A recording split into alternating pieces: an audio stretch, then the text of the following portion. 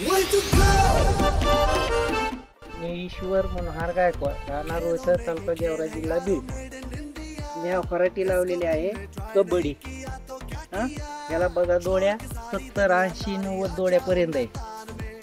तुम्ही मी यंदा 6 पॉकेट लावलेले आहे. पाकळ्या बघा तुम्ही, 5 पाकळ्याचा बोंड आहे, 5 पाकळ्याचं बघू शकता तुम्ही. तुम्ही शेंडा ते बूट बघू शकता, तसं काही नाही अडचण.